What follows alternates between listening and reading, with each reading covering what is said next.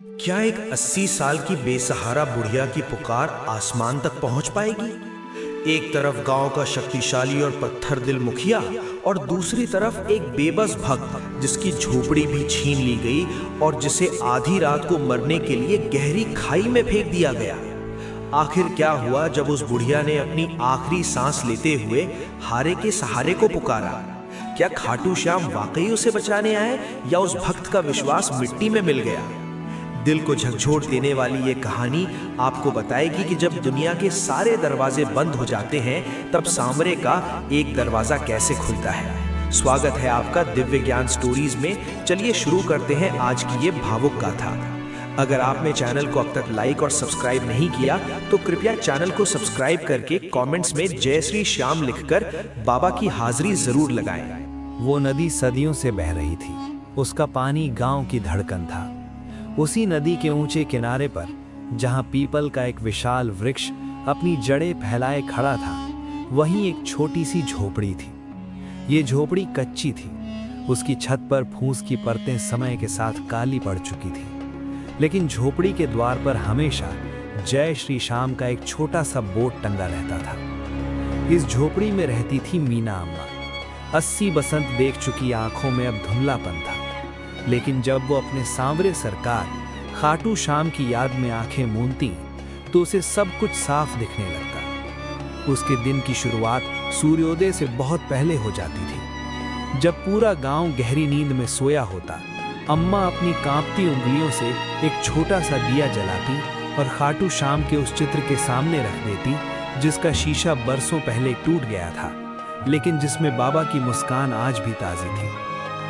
हे शीश के दानी, वो बुदबुदाती, आज फिर एक नया दिन दिया है। बस इतनी शक्ति देना कि ये बूढ़ा शरीर किसी का मोहताज न बने। मेहनत की रोटी देना और अपने चरणों में जगह देना। अम्मा का कोई अपना नहीं था। जिसे समाज अकेली कहता था, अम्मा उसे श्याम की लाडली कहती थी। उसका गुजारा बड़ा कठिन था। वो गांव के लकड़हारे बनवारी के पास जाती, वहां से सूखी लकड़ियों का बोझ उठाती और फिर उसे गांव की गलियों में घर भर जाकर बेचती। एक ठंडी सुबह अम्मा अपनी फटी हुई शाल लपेटे बनवारी के पास पहुंची। बनवारी लकड़ियां फाड़ रहा था। कुल्हाड़ी की आवाज सन्नाटे को चीर रही थी। अम्मा को देखते ही उसने अपनी कुल्हाड़ी रोकी और पसीना पोंछते हुए बोला, राम राम अम्मा, आज तो बड़ी ठंड है, क्यों निकल पड़ी इतनी जल्दी? अम्मा ने मुस्कुराते हुए कहा, बेटा, पेट को ठंड नहीं लगती, उसे तो बस भूख का पता होता है। और फिर मेरा श्याम जगा दे तो मैं कैसे सोई रहूं। ला बेटा, आज एक बड़ा गट्ठर दे दे। कल गांव में कुछ मेहमान आने वाले हैं, लकड़ियों की मांग रहेगी। बनवारी ने एक भारी गट्ठर तैयार किया। तभी उसकी पत्नी बिमला हाथ में चाय का गिलास लिए बाहर आई। बिमला का स्वभाव थोड़ा रूखा था। उसने अम्मा को देखते ही अपनी भौहें सिकोड़ ली। अरे जी, आप फिर इसे उधार दे रहे हो? कल के पैसे तो इसने दिए नहीं, ऊपर से आज फिर बड़ा गट्ठर। ये बुढ़िया बस बाबा का नाम लेकर सबको चूना लगाती है। इसका कल तो कभी आता ही नहीं। अम्मा का सिर झुक गया। उसकी आंखों में एक अजीब सी लज्जा और लाचारी थी। उसने धीमे स्वर में कहा, बेटी, सच कहती है तू। कल कमाई कम हुई थी, इसलिए पूरे पैसे नहीं दे पाई। पर विश्वास रख, मेरा श्याम कभी किसी का कर्जदार नहीं रहने देता। जैसे ही पैसे आएंगे सबसे पहले तेरे ही चुकाऊंगी। बनवारी ने अपनी पत्नी को डांटा, चुप कर बिमला, तुझे क्या पता अम्मा की श्रद्धा के बारे में? ये उम्र काम करने की नहीं, आराम की है, फिर भी ये मेहनत कर रही हैं। जा अंदर जा। अम्मा ने गट्ठर अपने सिर पर रखा। जैसे ही बोझ पड़ा, उसकी कमर दोहरी हो गई, पैरों की नसें तन गई। जय श्री श्याम का मंत्र उसके होठों पर था। उसे लगा जैसे बोझ हल्का हो गया है। वो गांव की गलियों की ओर चल पड़ी। गांव की एक गली में एक सुंदर सा घर था। वहां बहरिया नाम की एक नवविवाहिता रहती थी। वो बहुत दयालु थी। जब उसने अम्मा को भारी गट्ठर के साथ देखा तो वो दौड़कर बाहर आई। अम्मा रुको, मैं उतरवाती हूँ। अम्मा ने दीवार का सहारा लेकर गट्ठर नीचे रखा। उसकी सांसें तेज चल रही थी। बहरिया अंदर गई और एक लोटे में जल और गुड़ का एक टुकड़ा ले आई। लो अम्मा, पहले थोड़ा जल पी लो, कितनी धूप हो गई है। अम्मा ने कृतज्ञता से उसकी ओर देखा। जुग जुग जियो बिटिया, सुहागन रहो। बहरिया ने रोटियां निकाली और अम्मा के हाथ में रख दी।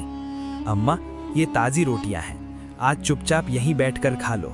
मेरी सास घर पर नहीं है, वरना वो टोकती, पर मेरा मन कहता है कि भूखे भक्त को रोटी खिलाना ही सबसे बड़ी पूजा है।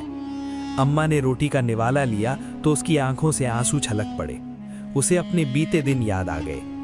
जानती हो बेटिया, मेरा भी कभी भरा पूरा घर था। मेरे पति का नाम रामेश्वर था, वो भी बड़े शाम प्रेमी थे। जब वो गए तो सब कुछ बिखर गया। कर्ज चुकाने के लिए घर बेचना पड़ा। उस समय के मुखिया बिहारी लाल को मैंने अपना आखिरी गहना, अपना मंगलसूत्र दिया था। तब जाकर उन्होंने मुझे नदी किनारे की वो जमीन दी थी। पर आज के लोग कागज मांगते हैं, मंगलसूत्र की कीमत कोई नहीं समझता। बहरिया ने पूछा, अम्मा आपका असली नाम क्या है? गांव में तो सब आपको बुढ़िया या लकड़ी वाली ही कहते हैं। अम्मा की आंखों में एक चमक आई। मेरा नाम मीना था बिटिया, पर अब तो ये नाम ही खो गया है। बस अब तो मैं सांवरे की दासी हूँ, यही मेरी पहचान है। भाग 4, मुखिया का अहंकार और उजड़ता आशियाना। गांव का वर्तमान मुखिया गजानन एक लालची और क्रूर व्यक्ति था।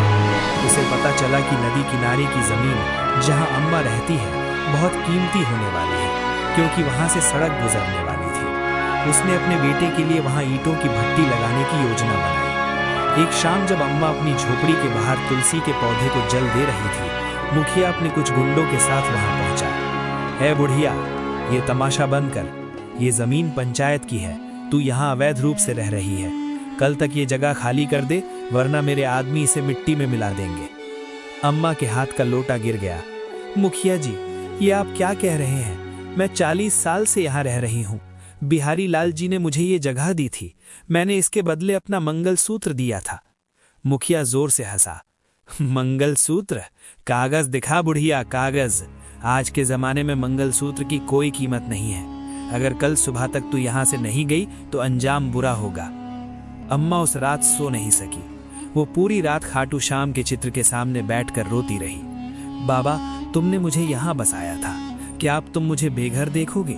मैं कहाँ जाऊंगी इस उम्र में? लोग कहते हैं तुम हारे का सहारा हो। आज ये भक्त हार रहा है, बाबा आज सहारा दे दो। अगली सुबह जब सूरज की पहली किरण भी नहीं फूटी थी, मुखिया के आदमी बुलडोजर लेकर पहुंच गए। अम्मा को झोपड़ी से बाहर घसीट कर निकाल दिया गया। अम्मा चीखती रही, रुको, मेरा बाबा अंदर है, मेरा श्याम अंदर है। पर किसी ने नहीं सुनी। पल भर में वो झोपड़ी जिसे अम्मा ने तिनका तिनका जोड़कर बनाया था, मिट्टी का ढेर बन गई। अम्मा मलबे में अपना सिर पटकने लगी। उसे अपनी आंखों के सामने अपना संसार उजड़ता दिख रहा था। मलबे के नीचे से उसने अपना टूटा हुआ श्याम बाबा का चित्र निकाला। उसका कांच टूट गया था, लेकिन बाबा की मुस्कान आज भी ताजी थी। अम्मा ने उसे अपने कलेजे से लगा लिया और फपक फपक कर रो पड़ी। झोपड़ी टूटने के बाद अम्मा बेघर हो गई। वो गांव के एक चबूतरे पर जाकर बैठ गई। गांव के कुछ लोगों ने सहानुभूति दिखाई, पर मुखिया के डर से किसी ने उसे अपने घर में पनाह नहीं दी। अगली रात संतोष नाम का एक आदमी, जो मुखिया का सबसे खास प्यादा था, मलबे वाली जगह पर पहुंचा। वो वहां से अम्मा की बची हुई ईंटें और कीमती सामान चुराना चाहता था। अम्मा वहीं मलबे के पास बैठी शून्य में देख रही थी। अम्मा, यहाँ से हटती है या नहीं? संतोष ने नशे में धुत होकर कहा। अम्मा ने दृढ़ता से कहा, बेटा, ये मेरी झोपड़ी की ईंटें हैं, इन्हें मत ले जाओ, ये मेरी आखिरी निशानी है। संतोष को गुस्सा आ गया।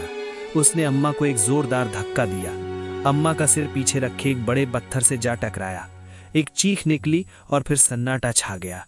अम्मा के सिर से खून बहने लगा और वो बेहोश हो गई। संतोष घबरा गया।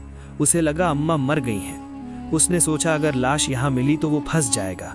उसने रात के अंधेरे में अम्मा के शरीर को उठाया और गांव के बाहर घने जंगल में एक गहरी खाई के पास झाड़ियों में फेंक दिया। उसने खून पर मिट्टी डाल दी ताकि किसी को शक ना हो। अगली सुबह जब बनवारी लकड़हारा अम्मा की झोपड़ी के पास पहुंचा तो वहां सन्नाटा था। उसे जमीन पर खून के कुछ धब्बे दिखे। उसका मन घबरा गया। वो गांव की गलियों में अम्मा को ढूंढने लगा। अम्मा, ओ अम्मा, वो चिल्लाता रहा। बहरिया बहू भी अपने घर से बाहर आई। क्या हुआ बनवारी भाई, अम्मा कहाँ हैं? बनवारी ने डरते हुए कहा, अम्मा गायब है और उनकी झोपड़ी के पास खून पड़ा है। मुझे लगता है मुखिया ने कुछ बुरा किया है। धीरे धीरे पूरा गांव इकट्ठा हो गया। गांव के लोगों में अब तक जो डर था वो अब गुस्से में बदल गया। लकड़हारे की पत्नी बिमला, जो हमेशा अम्मा को ताने देती थी, आज वो सबसे ज्यादा रो रही थी। हाय, मैंने उस बेचारी को कितना सताया। सांवरे, उसे बचा लेना। गांव वाले लाठियां और मशाले लेकर मुखिया के घर पहुंचे। मुखिया, बाहर आ, अम्मा कहाँ है? मुखिया थर थर कांपने लगा। उसने संतोष को बुलाया। संतोष का चेहरा सफेद पड़ गया था। गांव वालों का दबाव बढ़ा तो संतोष टूट गया। उसने रोते हुए सब सच उगल दिया। मैंने उन्हें मार दिया। वो जंगल की खाई में पड़ी है। ये सुनते ही पूरा गांव जंगल की ओर दौड़ा। बनवारी सबसे आगे था। जंगल की झाड़ियों को चीरते हुए वे उस खाई के पास पहुंचे। वहां झाड़ियों के बीच अम्मा निढाल पड़ी थी। उसका शरीर ठंडा पड़ रहा था, पर उसके हाथ अब भी बाबा श्याम के उस टूटे हुए चित्र को कसकर पकड़े हुए थे। बनवारी ने उसे गोद में उठाया। अम्मा, आंखें खोलो अम्मा। अम्मा ने धीरे से अपनी आंखें खोली। उसके होंठ हिले। जय श्री श्याम। गांव वालों की आंखों से आंसू बह निकले। ये किसी चमत्कार से कम नहीं था कि इतनी चोट और इतनी ठंड के बाद भी वो जीवित थी। अम्मा को तुरंत घर लाया गया। डॉक्टर ने मरहम पट्टी की। बनवारी और उसकी पत्नी बिमला ने दिन रात अम्मा की सेवा की। बिमला अब बदल चुकी थी। वो अम्मा के पैर दबाती और उन्हें अपने हाथों से खाना खिलाती। मुखिया और संतोष को पुलिस ले गई। गांव की पंचायत ने फैसला किया कि मुखिया की जमीन जब्त की जाएगी। कुछ दिनों बाद जब अम्मा पूरी तरह ठीक हो गई तो उसने अपनी पोटली बांधी। बेटा बनवारी, अब मैं चलती हूँ। नदी किनारे फिर से कोई छोटी सी कुटिया बना लूंगी। बनवारी ने अम्मा का हाथ थाम लिया। उसकी आंखों में आंसू थे। नहीं अम्मा, अब तुम कहीं नहीं जाओगी। उस दिन जब तुम खाई में मिली तो मैंने बाबा श्याम से वादा किया था कि अगर तुम बच गई तो मैं तुम्हें अपनी माँ बना लूंगा। मेरा घर छोटा है अम्मा, पर वहाँ तुम्हारे और तुम्हारे सांवरे के लिए बहुत जगह है। बिमला ने भी हाथ जोड़े। अम्मा, मुझे अपनी बेटी समझकर माफ कर दो। अब इस घर को तुम्हारी और बाबा की जरूरत है। अम्मा की आंखों से खुशी के आंसू छलक पड़े। उसे लगा जैसे बाबा श्याम ने खुद आकर उसे अपनी गोद में उठा लिया हो। उस शाम बनवारी के घर के सबसे सुंदर कमरे में खाटू श्याम की एक बड़ी और भव्य प्रतिमा स्थापित की गई। पूरा गांव कीर्तन के लिए इकट्ठा हुआ। अम्मा ऊंचे आसन पर बैठी थी और सबके चेहरों पर एक ही भाव था, श्रद्धा। अम्मा ने बाबा की प्रतिमा की ओर देखा और मन ही मन कहा, सच कहते हैं बाबा, तुम हारे का सहारा हो। जब दुनिया के सारे दरवाजे बंद हो जाते हैं, तब तुम्हारा एक दरवाजा हमेशा खुला रहता है। गांव की गलियों में आज भी वो संगीत गूंजता है। अब अम्मा लकड़ियां नहीं बेचती, अब वो पूरे गांव की दादी है। बच्चे उसके पास कहानियां सुनने आते हैं और हर कहानी का अंत एक ही जयकारे से होता है, हारे का सहारा, बाबा श्याम हमारा। तो दोस्तों, मीना अम्मा की ये कहानी हमें सिखाती है कि इंसान कानून और कागज देख सकता है, पर मेरा सांवरा सिर्फ आपकी नीयत और अटूट श्रद्धा देखता है। जब इंसान पूरी तरह हार जाता है, तभी हारे का सहारा अपनी बाहें फैलाता है। अगर आज मीना अम्मा और खाटू श्याम की इस अद्भुत लीला ने आपके दिल को छुआ हो, तो कमेंट में जय श्री श्याम जरूर लिखें और इस वीडियो को अपने उन अपनों के साथ शेयर करें जिन्हें आज एक सहारे की तलाश है। ऐसी ही और प्रेरणादायक, भावुक और ज्ञानवर्धक कहानियों के लिए अभी सब्सक्राइब करें हमारे चैनल दिव्य ज्ञान स्टोरीज को। मिलते हैं अगली कहानी में। तब तक बाबा श्याम की कृपा आप सब पर बनी रहे। जय श्री श्याम।